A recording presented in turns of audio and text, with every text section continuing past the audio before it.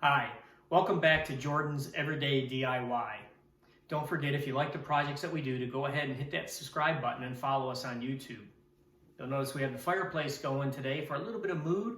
It's only April 17th here in Michigan and it's snowing out, so we thought we would turn that on to stay warm for this video. I'm Brett. I'm Melissa, and today we are going to walk you through a video of our island kitchen light fixture makeover. It only took about 4.5 years for me to talk Brett into changing that out for us from the original fixture that was here when we moved in. If you are like my husband and you hate doing drywall, Right. This is a great idea that you can do in your home. So we hope you like it.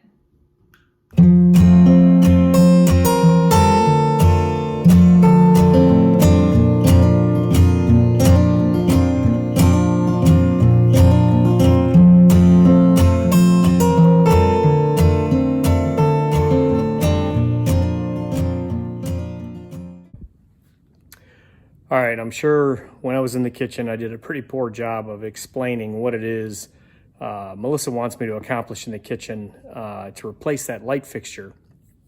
As I mentioned, I hate drywall, so we came up with a solution that you can see back here on the whiteboard. And we're basically going to build out this kind of little rectangular coffered ceiling soffit, if you will, trim it out on the inside with some quarter round, on the outside with some crown molding. And on the inside, when I'm going to use my center light box that's currently there, electrical box, as my junction, split out electrical to each of these pendant light fixtures that we got. I'm not going to show the electrical. I'm not an electrician. I'll do it. You guys figure that out yourselves. After that, though, instead of repairing all this drywall and everything, what I'm going to do is I'm going to glue some beadboard up in the inside center of this to kind of cover up the drywall.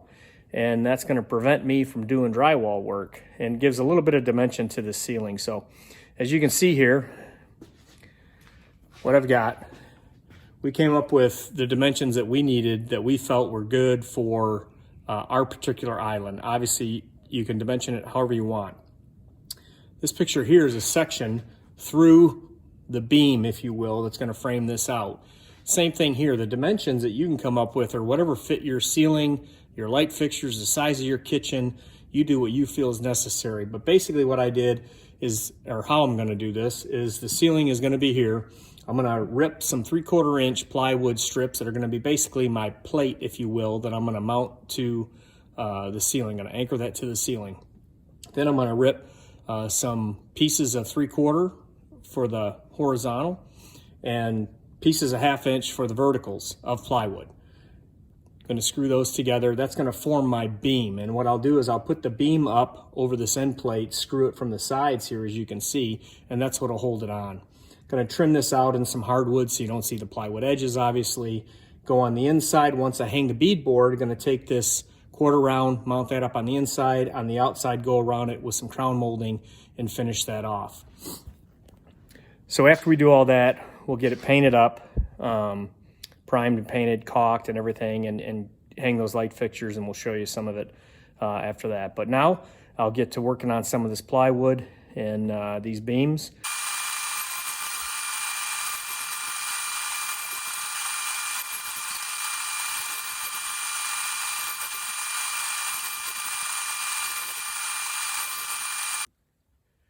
All right, I got all my pieces ripped. What I'm going to do now is I'm going to lay out the length of the beams. We had kind of predetermined the length and width that we wanted to kind of match up with our island. You should do the same for yours, kind of whatever sizes you want. Same thing with these rips. This beam can be as big or as small as you want it to be. We kind of did this at our old house. Made a whole soffited ceiling or coffered ceiling. And the beams were bigger. But now that we're just kind of making this little kind of an accent piece, we're going to make these a little smaller. So these are actually going to be finished about 4 inches wide, plus the crown, plus the quarter round on the inside. And then they're only going to be about 2.5 inches deep. So it's not going to be a real big pronounced beam, but it should just be enough accent to give a little bit of dimension to the ceiling in the kitchen. So I'm going to get these measured, get them cut to length.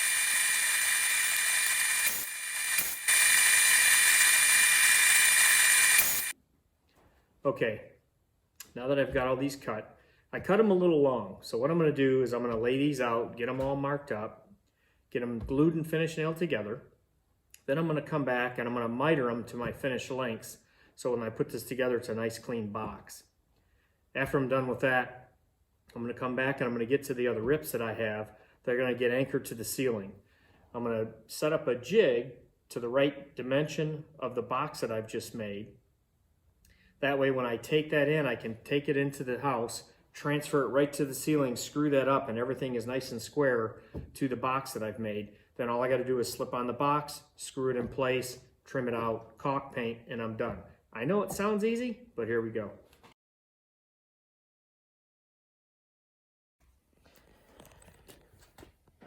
Okay, you can see here, I've come in 3/8 inch from each side and drawn my line. Reason being, because when I go on this 3/4 inch, which is kind of where I'm getting my strength from, I'm just tacking on these 1/2 inch strips, if you will, on the side. So that's where I'm going to shoot my nail. So that should hit pretty much dead center the 3/4 inch. The reason I did it on the top side is because I'm going to go along here and I'm going to pre-drill and countersink for my screws that I'm going to attach, if you recall. Go back to the drawing. Right here, I'm going to attach that. That's going to screw into the 3/4 inch piece that's anchored into the ceiling. So let's get these glued up.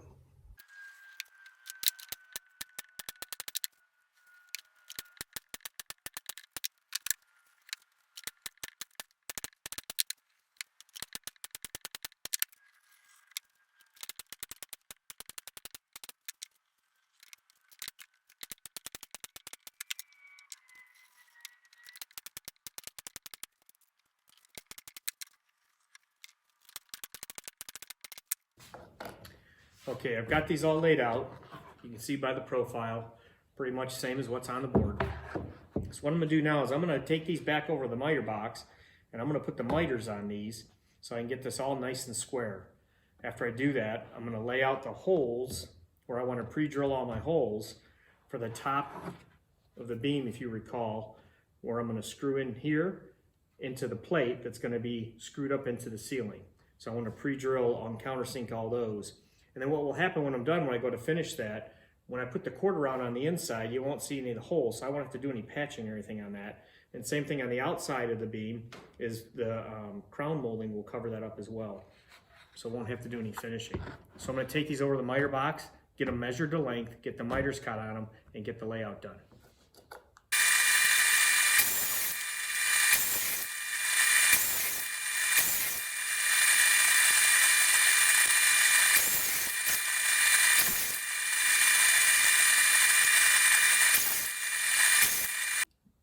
Okay, you can see now that we're starting to take shape.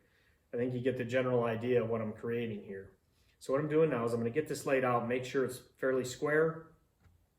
When I create the plates, if you will, that are going to get screwed to the ceiling or anchored to the ceiling that this then gets screwed into, I'm going to hold those back off these corners. I'm not going to make it a solid 90-degree corner out of plywood, just in case there's a little bit of forgiveness that I need as I put this thing together. I don't want to make that corner so tight that I can't snug these miters nice and tight together. So as I pre-drill my holes, I'm going to keep those back far enough so they do hit the plates when I do put the screws in. So let's get these measured up.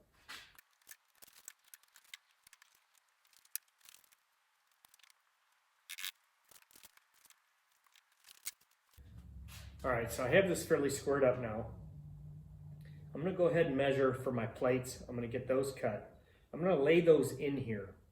Then I'm gonna make some spreaders that I can take into the house, basically screw that frame or that plate together so that I can flip that upside down and screw it right to the ceiling and everything stays square. Then all I gotta do is slide these on. All right, so I have these cut to length. What I did in my squared out beam here, or frame, I went around and I just dropped in some 3/4 inch blocks just to kind of raise this up a little bit.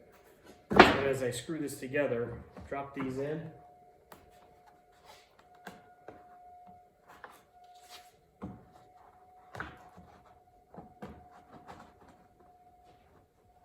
Get those about where I want them on my marks. All right. Now these are just some scrap drops from some of the rips that I did earlier. So what I'm gonna do is I'm gonna take these, I'm gonna go around, I'm gonna put them on here at about a 45, I should say, on each corner, put a couple screws in there so it doesn't move, and that's going to be my template transposed onto the ceiling.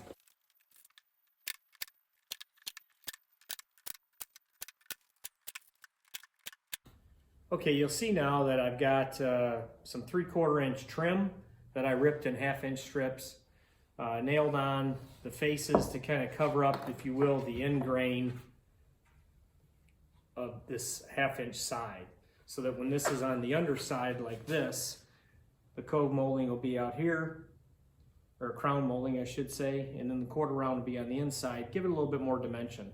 So I'm going to sand these up a little bit, get them primed, and then we'll start some more fit and finish. We'll need to get some of the crown molding cut for the outside, the quarter round for the inside, and then of course get that beadboard cut to glue up into the ceiling so I don't have to do any drywall work.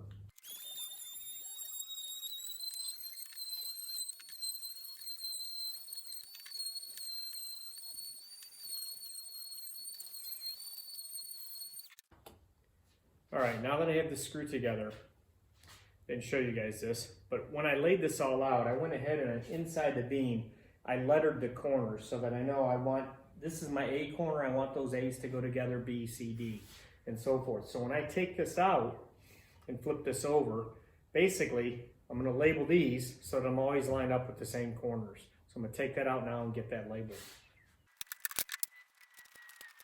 Now that I have that marked, as I continue to work on this, whether I need to keep fitting it, putting it together, taking it apart, what I can do is I can lay this right on my workbench and I can fit everything right to this, just like it's gonna fit when it goes up against the ceiling. So now I'm gonna go back, I had mentioned before, and pre-drill all those holes, countersink them all, so that when I put this piece up on the ceiling, I can screw into it.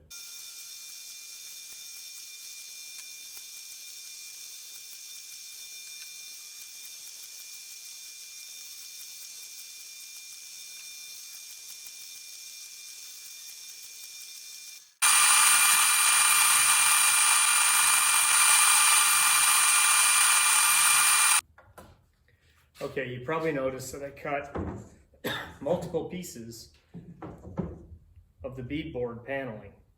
Reason being is because the orientation of this rectangle in our kitchen, Melissa didn't want the lines going lengthwise of this rectangle, of course, because that would just be one piece I gotta cut. She wanted it going this way, so I needed to cut 2 pieces because it's wider than the 48 inches that the panel comes. So what I did is I measured, found the center. Obviously, if you guys ever do this, you want to make sure that the edges that you're putting together are per the way that the beadboard is laid out. Paneling is laid out, you know, if there's a left and a right. So you got to cut it accordingly. So I'm going to get these fit in here, get some marks made where the cans need to go, and we'll get those circles cut so we can glue these to the ceiling.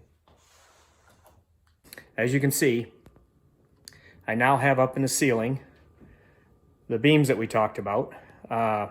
My template, the reverse template I did where I screwed together the pieces of plywood that went onto the ceiling worked out okay, but it didn't hold it as perfect in the corners as I had hoped like it did out on the workbench. So not sure if I had it to do again. I might try to come up with a little different kind of a template to hold those in place. So I got a little finish work to do up on some of the corners you'll see there. So I'll do that. Then also next I've got to cut the holes for the light fixtures and then glue the beadboard paneling up, trim that out on the inside with some quarter round, and then finish the outside with the crown molding, get it all caulked up and painted, and we'll flip on those lights. Got the beadboard glued up, you can see there the holes cut in it. Put the quarter round around the inside just to kind of help hold that beadboard up. So got that all fit. Hopefully tomorrow night I can get the crown molding cut, put up, and get that thing caulked and ready for paint. And then we'll be ready to hang the light fixtures and I'll be done with this job. So we got the crown molding up tonight and got everything caulked. Gonna get a couple of coats of paint on that, get the lights hung, and then we'll be done. So we'll get those updated and get you some more video and show you how it turns out when we're all done.